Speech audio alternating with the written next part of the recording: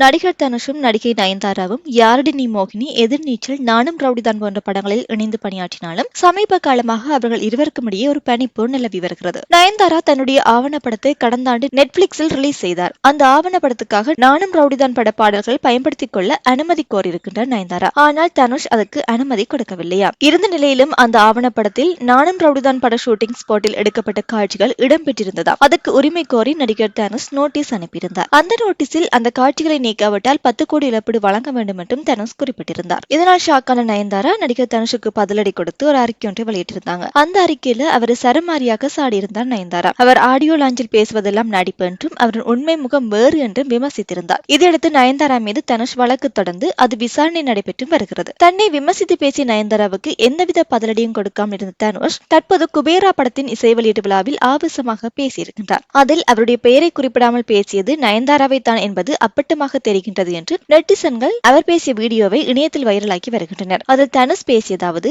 என்ன பத்தி எவ்வளவு வேணா வதந்திய பரப்புங்க, என்ன வேணா நெகட்டிவிட்டியை பரப்புங்க, ஒரு வாட்டியும் என் படம் ரிலீஸுக்கு 1.5 மாசம் முன்னாடி நெகட்டிவிட்டியை பரப்புங்க. என் ரசிகர்கள் தீப்பந்தமாக இருக்கிற வரைக்கும் நான் போய்கிட்டே இருப்பேன். தம்பிங்களா கொஞ்சம் தள்ளி போய் விளையாடுங்க ராஜா, இந்த சர்க்கஸ் எல்லாம் இங்க வேணாம். என்னுடைய வழித்துணை என் ரசிகர்கள். நீங்க சும்மா ஒரு 4 வதந்தியை பரப்பி விட்டுட்டு காலி பண்ணிடும்னு நினைச்சா அதை விட முட்டாள்தனம் எதுவும் இல்ல. உங்களால ஒரு செங்கலை கூட ஆட்ட முடியாது. எண்ணம் போல் வாழ்க்கை, எண்ணம் போல் தான் வாழ்க்கை என பேசியிருந்தார் தனுஷ். தனுஷ் பேசிய இந்த விவகாரம் நயன்தாராவுக்கு தான் அவர் மறைமுகமாக பேசியிருக்கின்றார் என்று ரசிகர்கள் தற்போது கருத்து தெரிவித்து வரும் நிலையில் இது குறித்த உங்கள் கருத்துக்களை கமெண்டில் தெரிவியுங்கள்.